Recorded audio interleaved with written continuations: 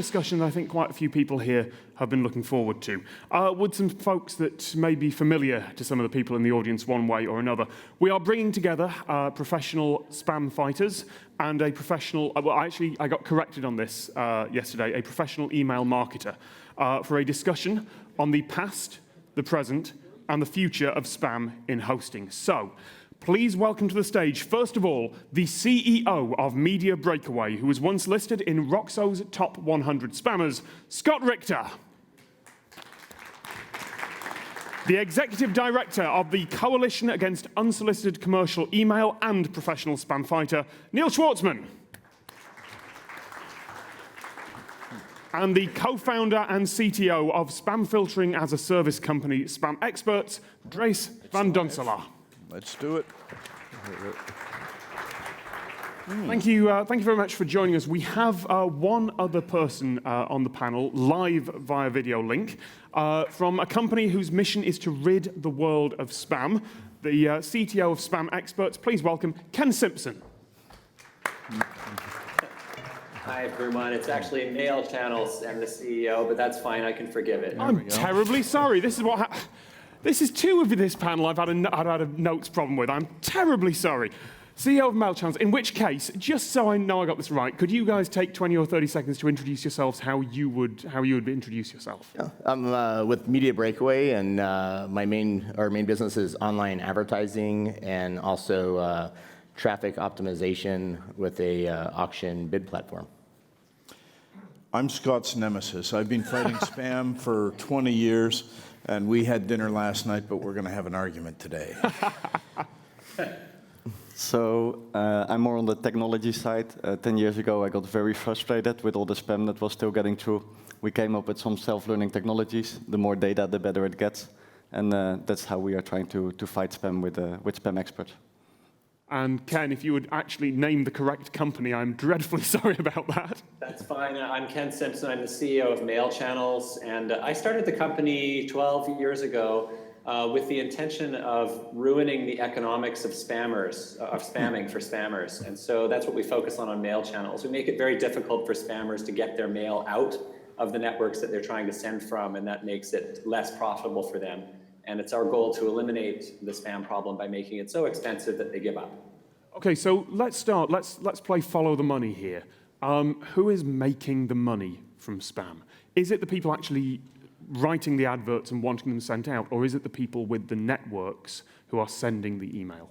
I mean, I would say that if it wasn't for spam and pornography, the networks wouldn't make any money. But so not so much the hosting, but the folks actually sending out messages. So I mean, besides the hosts, the affiliates or the people who are sending the mail are the ones making the money, as well as the advertisers. They're they're getting the results from the mail that's been sent. And they are getting the results, because we see affiliate marketing schemes promising to crack down on spam and marketing like that. Is that more bluster, or is that something they actually want to avoid? I'm happy to throw that open. Yeah, that would be more like, yeah. I think the problem is that money will erode morality more often than not. And so there are absolutely many great and solid players in that market, and then there are many who just will absolutely turn a blind eye out of the need or the desire for money. I think that's simple, and it's going dark in here. Ken, you said you wanted to ruin the economics of spam. Do you want to come in on that? Yeah, sure. I actually see what we're seeing in our data lately is actually a lot of spamming from the third world. So from developing countries like Indonesia and northern African countries, places where I guess 10 years ago wouldn't have expected to see a lot of spam. And so while it's definitely the case that most of the large commercial spamming outfits are still operating out of the United States, we're seeing a lot of effort going on in the developing world. And these are very small outfits, we think not making very much money individually, but collectively they generate a huge problem for the rest of the world. So for someone sitting in Indonesia, I think if they can make $100 a day, that's an extremely high income for them, and they will go to amazing lengths to make that kind of money out of spamming and phishing. And presumably, Neil, you said you've been instrumental in helping a law get through in Canada recently. Presumably there's none of that in the developing world right now. Well, I think the problem in the developing world for both infrastructure and for hosting companies is one of, it really is a step-by-step building process. There's no resources in terms of just network security. What we take for granted here, where if AT&T or Vodafone have an issue, they'll just throw 10, 20 engineers at it. There's one guy in Africa where ICANN and the IGF want to deploy the next billion. And that's scary, because as they come online, as all of you in the hosting community have come online, you know that if you leave something open, the bad guys will come. They will abuse you. We just saw stuff about WordPress. So it's endless, and it really is a question of resources. I think Ken and Andreas would agree that, you know, your products are great, but when a company simply can't afford them, they can't afford them. And that's where the bad guys will capitalize. Yeah, I was a bit surprised, to be honest, that anti-spam is still getting this main stage. I feel that the whole, I mean, I love to talk about spam. I can talk about spam all day. But the whole sexiness of spam and anti-spam seems to actually change a bit. I mean, the spam volumes worldwide are going down, which is a good thing. And there's a lot of reasons for it. There's definitely people earning a lot of money sending out spam.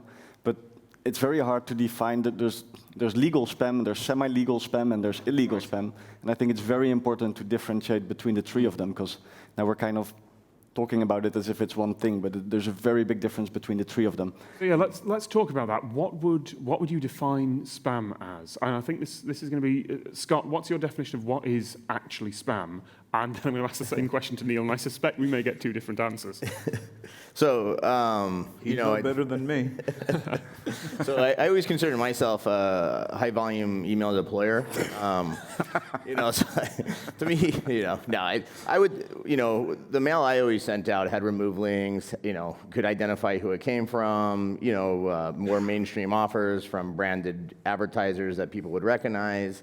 You know, what I personally consider spam is, you know, the stuff where it's, you know, Nigerian, you know, 401 scams or 404 scams. So you wouldn't count, say, taking an email marketing list from a company and buying that and then using that to. Well, yeah, I mean, as far as how you gather your data and practices, I mean, there's best practices and there's, you know, practices and there's people who, you know, are harvesting email addresses. So, I mean, as far as, like I said, my definition of spam would be somebody who, you know, has no unsubscribe links, is using proxies, is, you know, harvested their data, or, you know, stole a list from somewhere, bought the 500 million CD for $9.99. So for those on the panel who are fighting spam, what would you define it as? Is it just anything the user doesn't want, or is it a certain category? I take the definition that Spam House has put up on their website. Spam is basically defined as any type of email that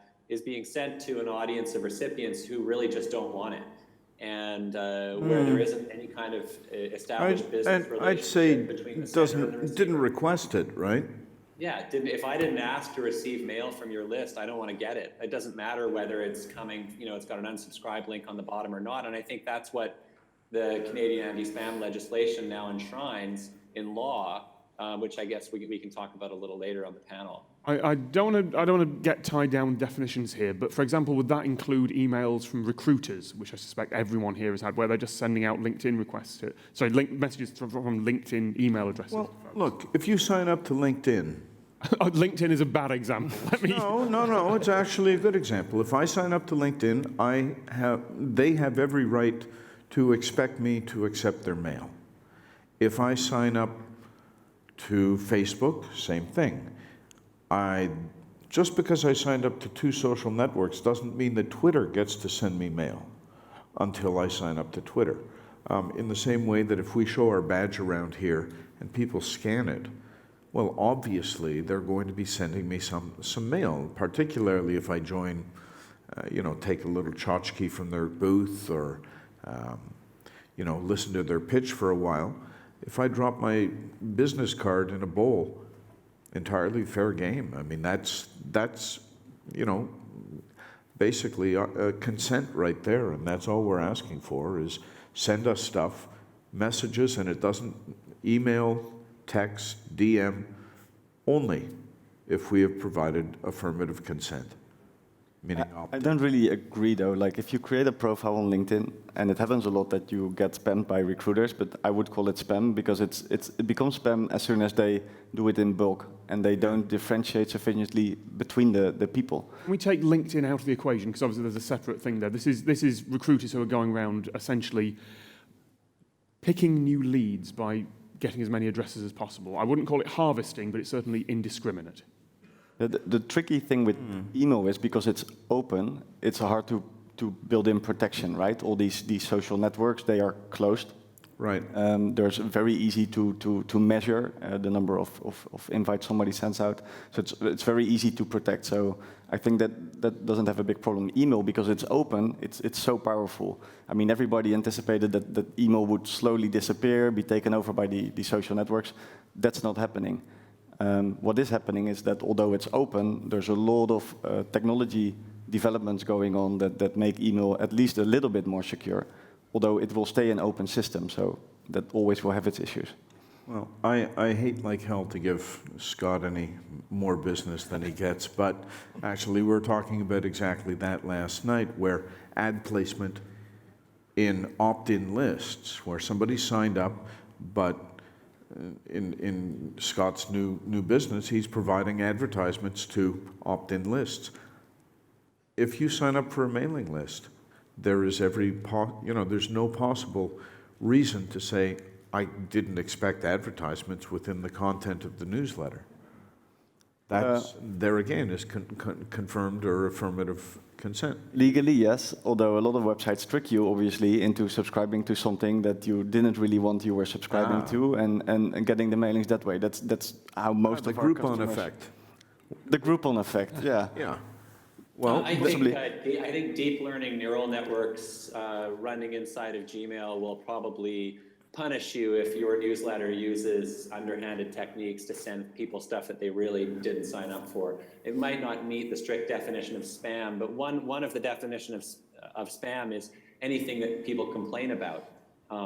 If you send mail to any of the large email receivers and receivers complain about it, you're going to end up on their blacklist or with a low reputation. And so it doesn't really matter if what you're sending is spam in double quotes. It's just what the recipients think about it. but we have to be careful as well about measuring complaints, because complaints aren't the only metric by which we can determine if something is spam. We also have to look at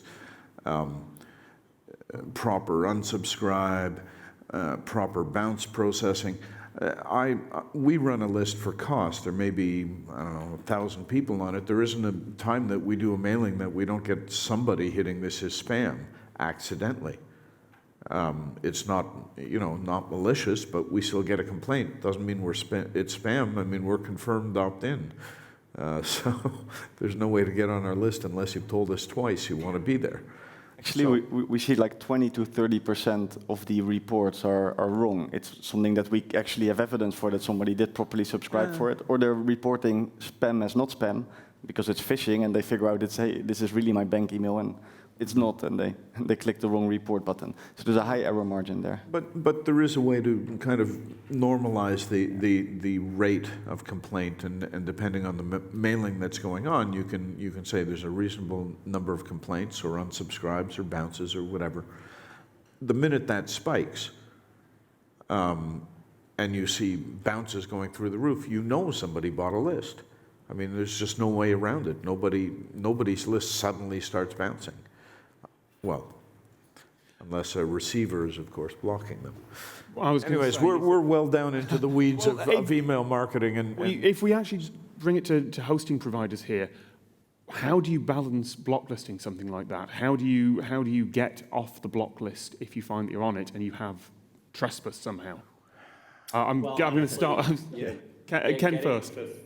Well, I mean, Scott might be the world's foremost expert in getting off of block lists. But just speaking sort of on behalf of hosting companies, Block lists are a major challenge for hosting providers because hosting providers have to balance the interests of their users, who are often the unwitting victims of fraudsters who take over their accounts, compromise their WordPress sites and whatnot in order to send spam. And getting off of a block list is not really a matter of just simply cleaning up whatever one-off problem got that IP onto the list. It's more about creating ongoing policies and practices that ensure that the security of the systems that the hosting provider operates is at a very high level. If you don't allow bad customers and security issues to come into your system in the first place, you will have far fewer block list problems. Generally, a hosting provider who has block list issues, when you dig under the surface, you find out that they're actually, in a way, facilitating abusive customers by enabling customers to operate with email practices that are really subpar. And that's actually a great point, and something that, and thank you for teeing it up for me, Ken.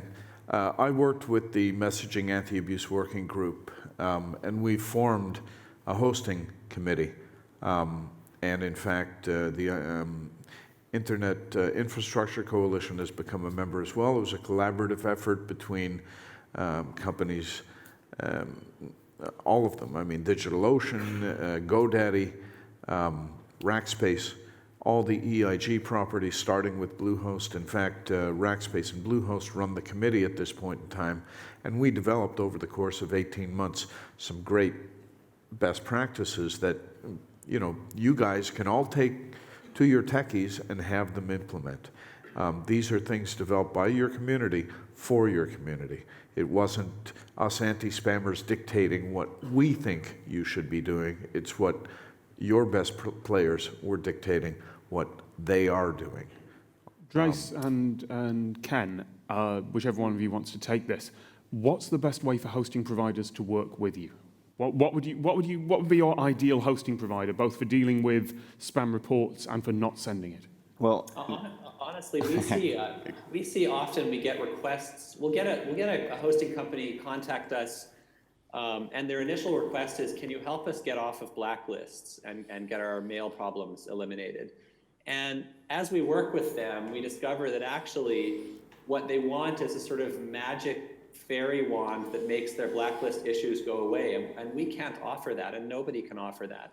It doesn't matter how good our content filtering is and our behavior analysis and systems are.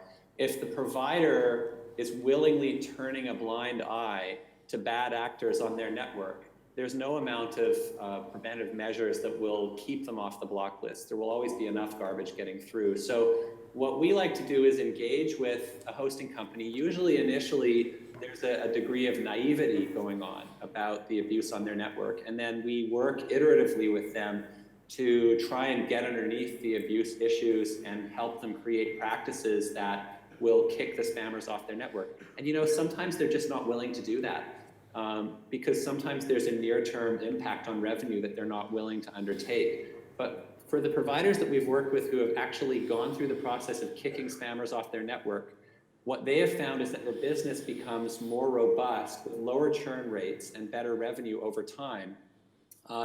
It's almost like they clean up the back alley behind their office and scrub the gum off the front doorstep, and that causes a different kind of customer to start visiting them and improves their business overall. But it is a learning process.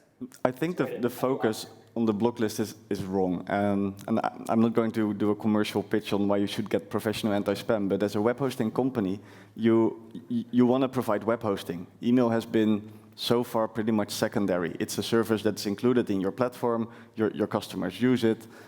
It's something you don't really want to bother with. It's something that you just want to be there and it should work.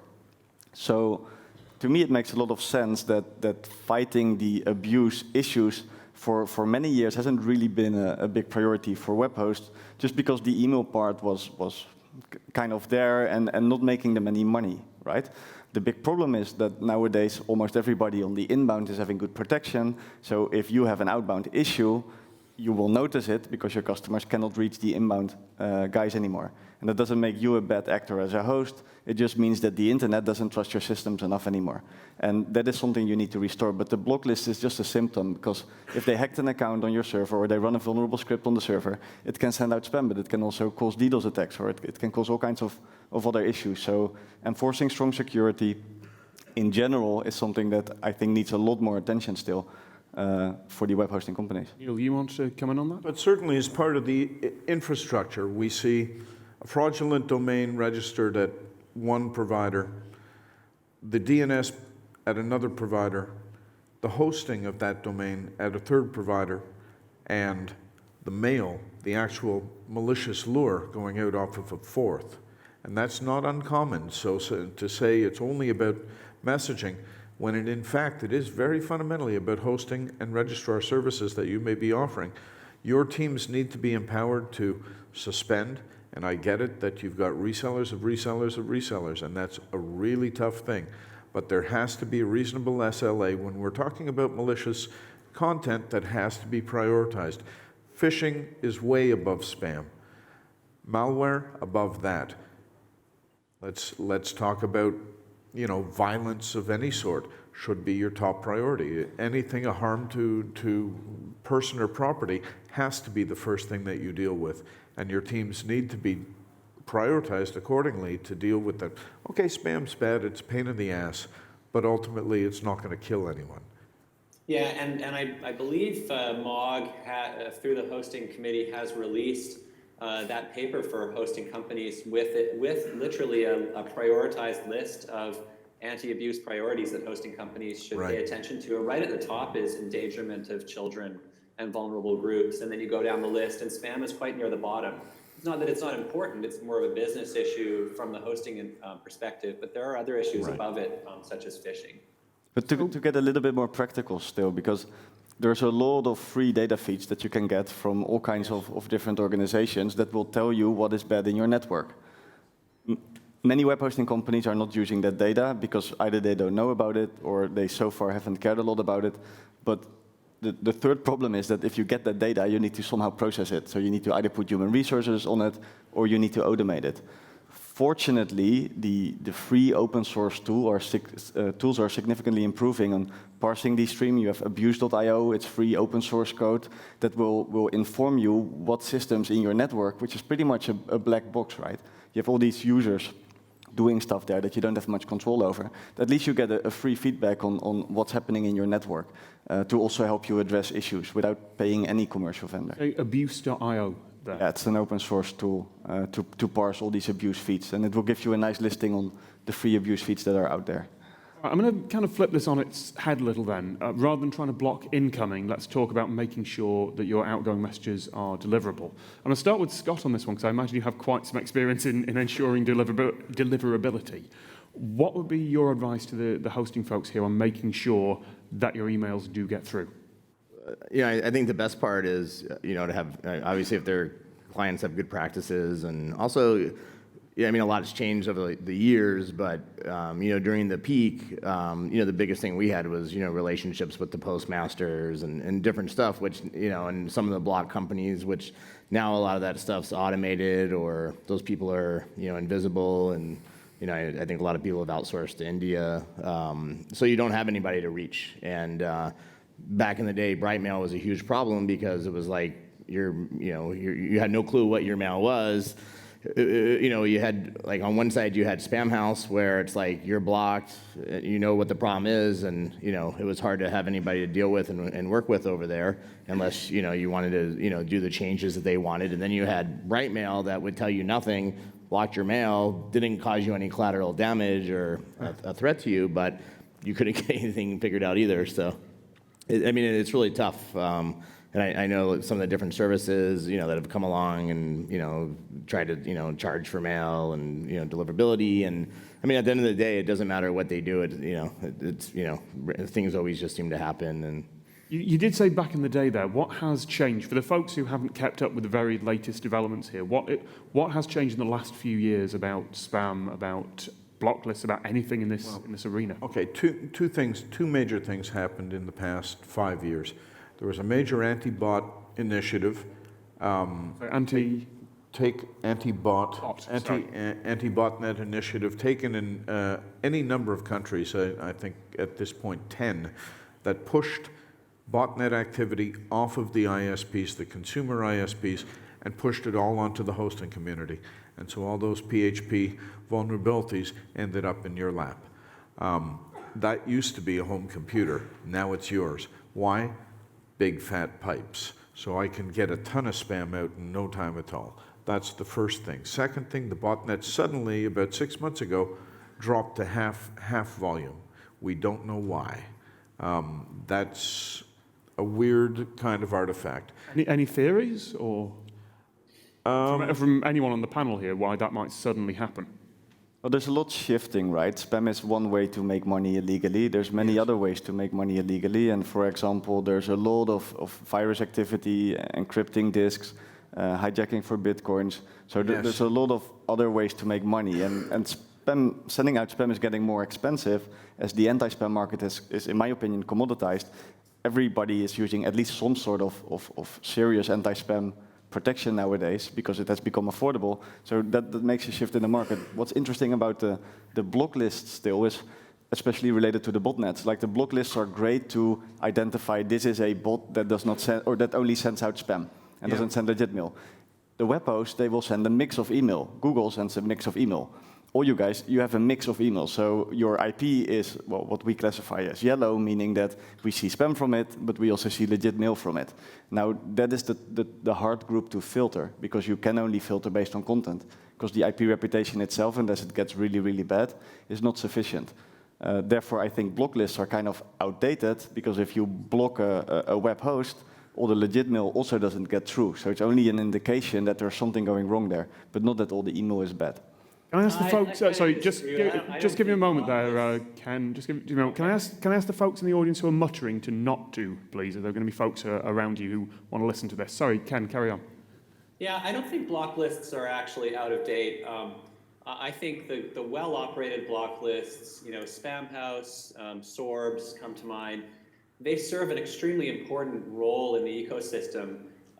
Because they wield a very big and painful stick that can beat providers into actually doing something.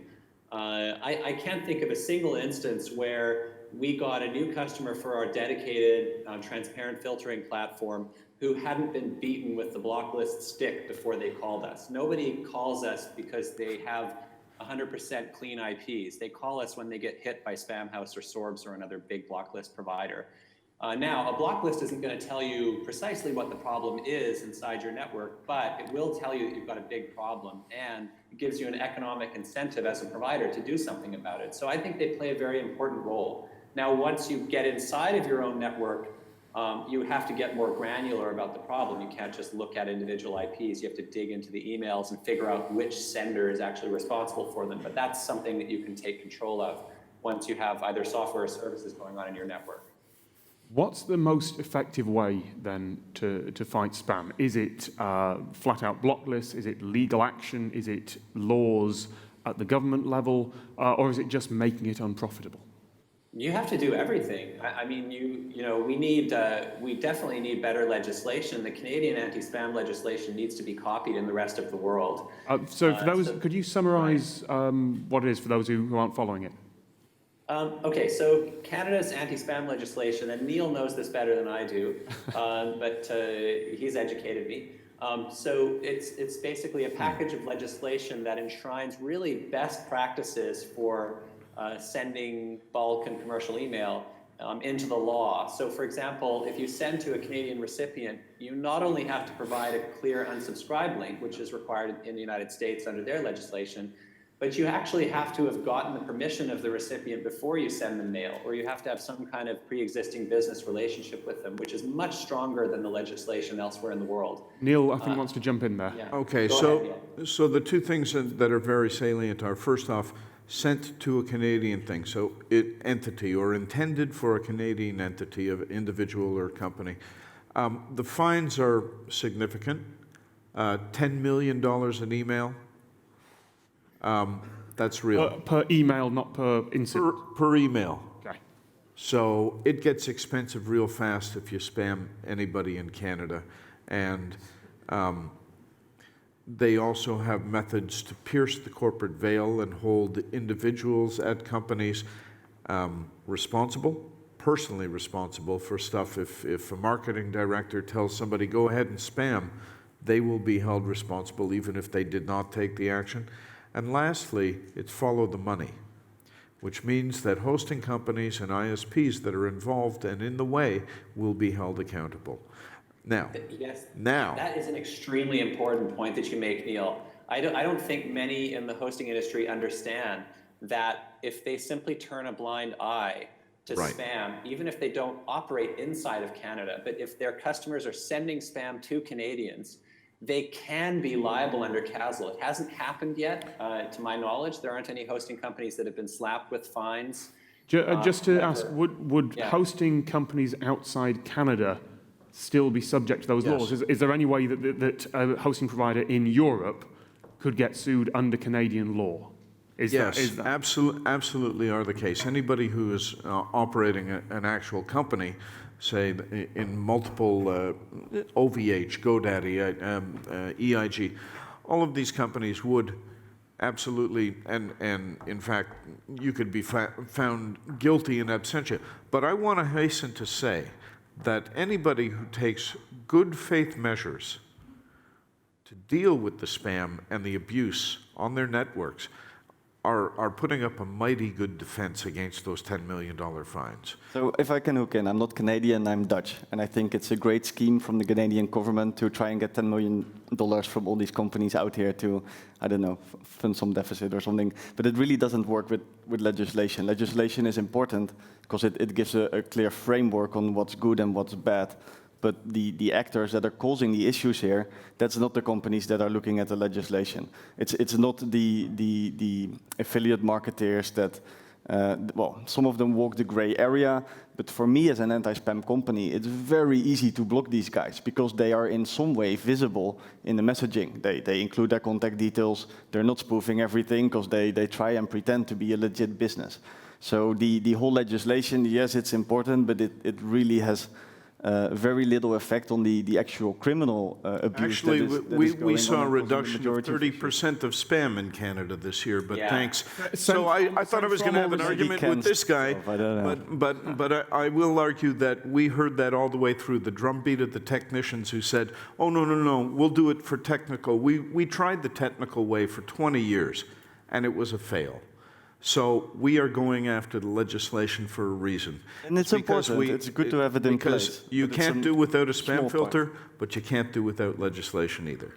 Can I bring? Sorry. Legislation makes it so that unless you live under a rock, or unless you're literally a terrorist living in a cave, you can't send spam without the potential for the law coming after your assets. And Canada is a respected country around the world. Our court rulings are respected around the world. In most countries, if there's a judgment against you, even if you're in Europe, Asia, it doesn't matter, the Canadian government will come after you with the full force of law to seize assets in your country or assets that you happen to have in Canada. I want to bring Scott in on this a little, because you're the one person here who is sending emails, legitimate now, as you've made clear. But is this still the kind of thing that concerns you, that the definition of spam may change, that you may accidentally fall foul of something like this? And again, for hosting providers out there, that they may also be liable. Yeah, I mean, I'm not that up to date on the Canadian laws, and we don't really send anything in Canada ever. So, well, do you send to Canada? No. Okay. I mean, we wouldn't intentionally send if we're marketing a U.S. product and stuff. But I mean, I think laws are good, and I think laws have been used in the past in effective ways with the legitimate people who identify who they are. But part of it is the reason the spam problem continues and just gets worse, and they do more things, is because a legit marketer who does have an unsubscribe link, who says who he is, and has everything in there, you can unsubscribe, you can block that guy. But the guy who's hiding and could be here, or could be in America, it could be anywhere in India, or the people in Indonesia making $100 a day. they, nobody can stop them. They're good. They get away with it, and these laws are just punishing the legitimate businesses that are, doing a product. And and I didn't know the fine was $10 million, but I mean, to me, that also seems, astronomical. I mean, I could understand if it was, like some of these have been 500, 1,000. But I mean, and I haven't seen any stuff in the press. I mean, if somebody, sent 100 emails and just got levied, $1 billion fine. Yeah, we're going after Budget and Tilden for $30 million. So they picked three mails. What companies was that? That was Car rental companies' Okay. budget. But ultimately it does have to do with the deterrence factor as well, which I think is the same thing that any spam filtering company or anything Spam House is going to try to do, is to try to just say, look, get some permission and send as you will. And that's what we want. That's it. Really, it's so clear, it's so straightforward, right in the legislation. If you just have a business relationship with the person, you can send the mail. Yep. If you got their permission, you can send the mail. It's not saying you can't do that. But what it does do is it puts a dividing line between practices that are truly odious and that have in the past caused huge problems for receivers, and practices that are legitimate and promote business in a very straightforward way. But this type of spam is not relevant for the hosting companies here. Sorry, go ahead, Dres. This type of spam is not the biggest problem of the hosting companies here. What is the biggest problem here? What are you trying to? What would be the? I actually fundamentally disagree with that, but we can get into that later. We've only got about 10 minutes left on the clock. Spam that's a problem for hosting providers. Say that again. I'm sorry. I said I think that the kind of spam that is prevented by CASL effectively is exactly the kind of spam that is a huge problem for hosting providers. Because it's the kind that gets through. Like phishing that are not going to be captured by CASL very effectively, because it's very difficult to prosecute the people sitting in a web cafe in Indonesia. That will always be there. But when we see huge flows of spam coming out of hosting networks, a lot of the time there's a legitimate business behind all of that spamming activity, and CASL allows us to go after them. Well, presumably wherever in the world they are, if they have some sort of business in Canada or, as you say, in absentia. Yeah, even if they don't have a business in Canada, there can be a judgment against them, and then their assets can be seized in other countries by enforcing borders through treaties. I'm very glad Canada is solving the spam problem, apparently. I wasn't aware of that, but besides that, Canada is working on that and fixing the issues there.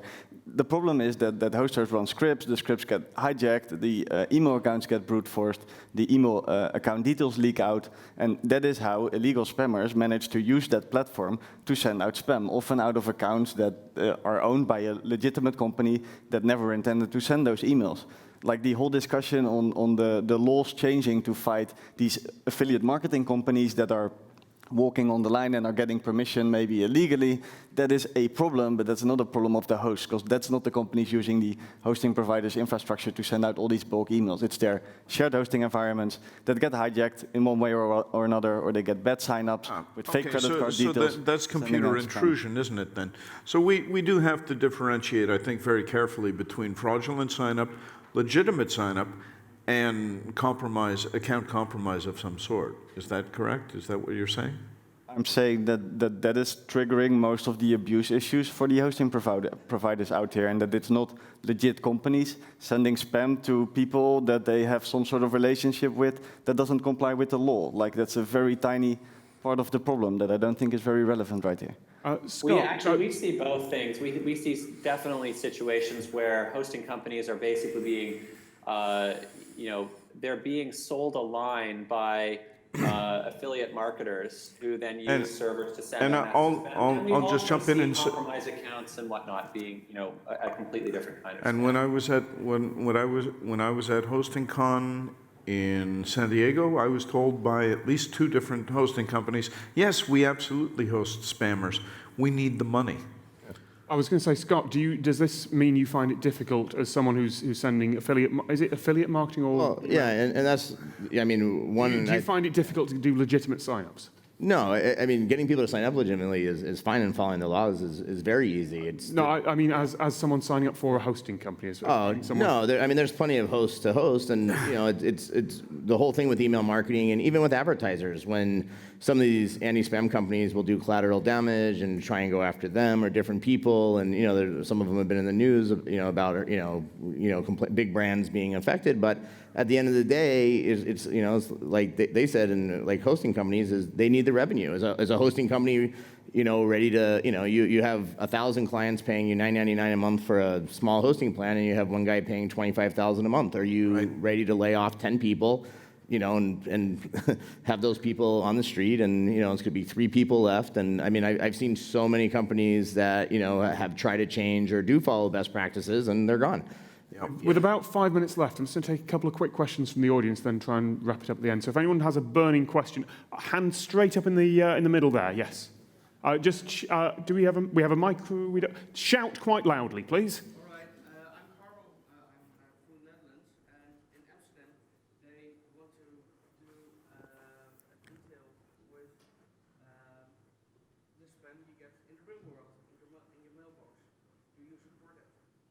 So we're looking at a sticker on your mailbox. I want to get spam.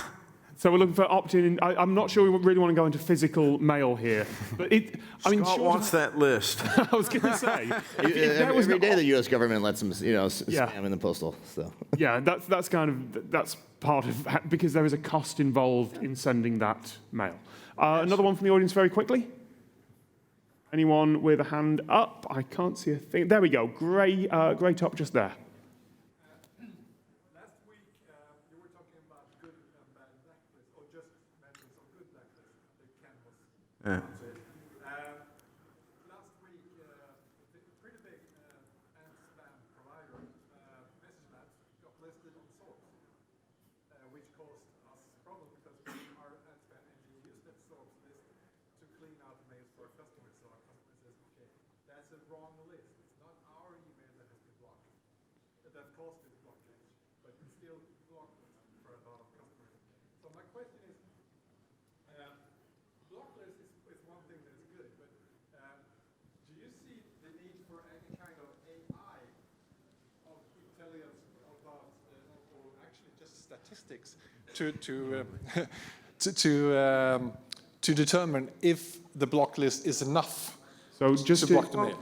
repeat the question, sorry, just repeating the question for the audience. After MessageLabs blocked Sorbs, and there were clearly some issues there, do you see a need for an AI? Do you see a need for something smarter to try and do that? Is that even possible? We're already using artificial intelligence within our software and services to analyze behavioral patterns of senders within the network. It's absolutely going on. Google, inside of the Gmail platform earlier in 2015, they added some of their deep learning capabilities, and it dramatically improved the filter. I spoke with the manager of anti-spam ops at Google, and he said the difference was quite remarkable, and he didn't expect it to be as good as it was, but it's doing a great job. So artificial intelligence definitely has a role to play in anti-spam. But to also surely hook into the block list issue, because that is a big problem. Like these block lists, they have a big stick. That's the stick that Ken was referring to. It's an important stick, because if you accept these affiliate spamming companies, I'm not pointing at you, Scott, I'm just pointing in general, then you do run the risk at some point that everybody agrees and you will be blocked and or your network cannot send out email again. There is a big problem, though, that a lot of block lists, it's run by individuals, and at some point they get frustrated by a certain net block because they, I don't know, for whatever reason, and they can hit the block button and block MessageLabs like that.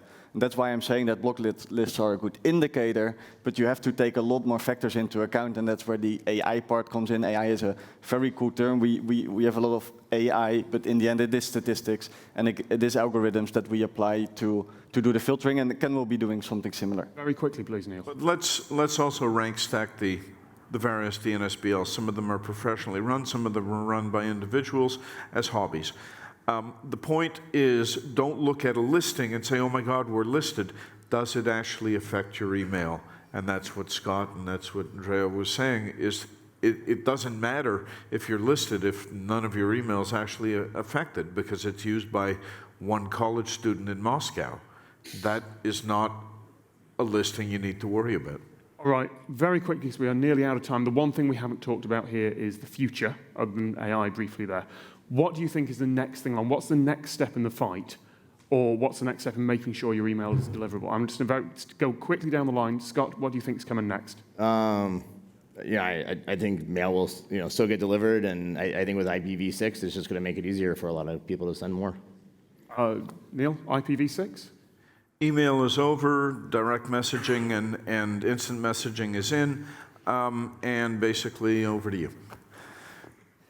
Well, good introduction. I don't think email is over. I don't think IPv6 is making things easier because we have new IP addresses that we can assign reputation to, whilst IPv4 is much more complex in that space. What I said in the beginning is anti-spam is really a commodity. It's not so sexy anymore. There's really good algorithms from many different vendors that you can choose from. And I have the feeling that with the spam going down, we are somewhat managing to get things under control. Now the hosts are getting more urgency on fixing their abuse. So I think we're heading in a good direction, both technologically and the way that people are acting on the issues. Ken, I'm going to give you literally 10 seconds. Go. Yeah, I think the next frontier is absolutely dealing with spear phishing, very targeted phishing attacks. That is a hugely challenging problem the industry needs to wrap its head around. It's causing a lot of damage. All right, thank you very much to all of our panelists. This has been a wonderful discussion, and thankfully it hasn't actually turned to violence, so I'm counting that as a success. Can we please give an enormous round of applause to Scott, Neil, Drace, and Ken? Thank you very, very much.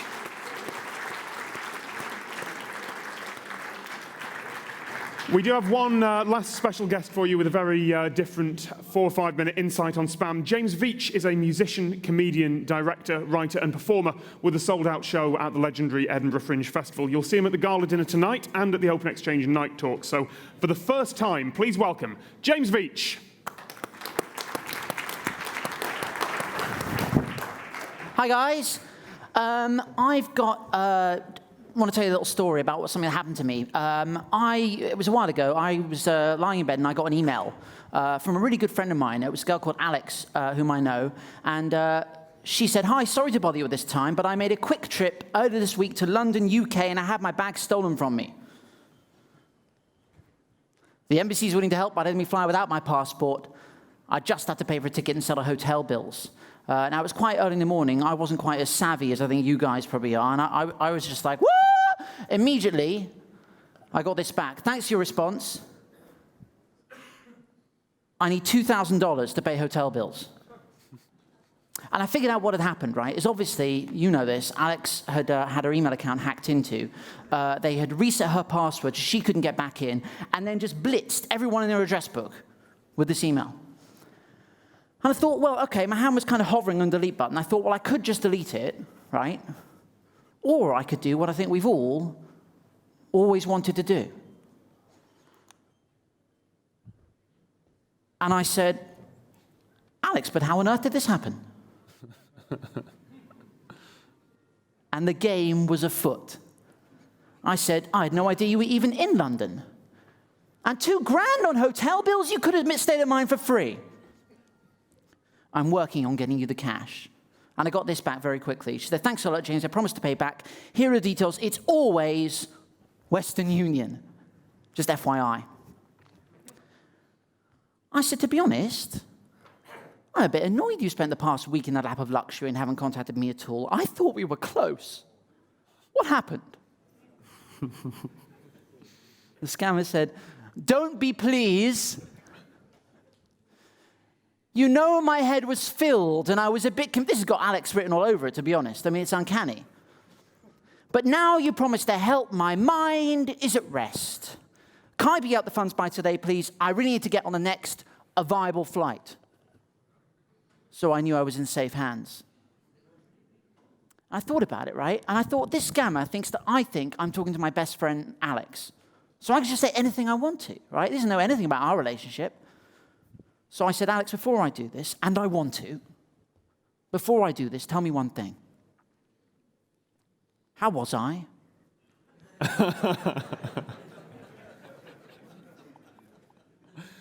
As a lover. I've been wanting to know this for ages and I haven't had the courage to ask. Now, I don't know what I expected, guys. I did not expect this. "James, don't start." The nerve, right? I'm in a mess right now. My head aches. Please just get me out of this mess. I said, "Look, if that's the way you're going to pay, maybe you could just dig yourself out of this mess. Remember Tuscany?" I don't. I've never been. Right? Those huge waves, well, they would have to be, guys. It is inland, right? You know, those are significant waves. Tell me you still love me. Okay, James. I still remember the old times we spent together. Oh, do you now? Do you really? Right? And I wish we could do it once more. We had the chance to. I will never forget the good times we both spent together. Please just get me out of this mess. But I know what we're all thinking, right? But do you love me? Yes. I like this. I like this for two reasons. First of all, somewhere in Nigeria, there's a man telling me he loves me, right? Which is amazing, right? Also, I'm single, obviously, and sometimes it's just nice to hear the words. I don't know where they come from. It's just nice to hear the words. And I will meet you at the airport once all is clear. I love this bit. Check this out. Look. Love you. Ooh. I said, Alex, is Western Union safe? Now, I thought, this has been going on for like weeks, but I thought it's just time to like knock it on the head. I couldn't keep doing this, so I thought I'd lead it to a conclusion. So I said, is that Western Union safe? On the way home, I decided to ask you to write me a poem. I don't know, I had to think quick, right? You know, nothing large, just a simple one, just for me. Something about Tuscany. It would mean a lot to me. Now, I was trying to tug on the heartstrings, but I'm not wholly convinced it worked, because they replied, Western Union is 100% safe. I said, look, and the poem? They said, I will write the poem, that's no problem, just wire the funds so we can meet. I said, I am not doing anything until I get a poem. I think I pushed him to his limit. He said, look, fine, no problem, I can see what to help him out. Thanks for your time. I didn't know what to say, but I felt we'd been through something, so I just said, we'll always have Tuscany. I've been James Veach. Come see me. I'm doing tonight. What am I doing? I'm doing tonight. You are doing the VIP gala dinner tonight for those who can make it there, and you're also doing the Open Exchange night talks, both of which so I'm two about to tell chances, you. guys. Thanks so much for your time. Take care. Thank you, James. That is our show. That's our show for the first day of World Hosting Days 2016. Thank you very much for your attention and your time.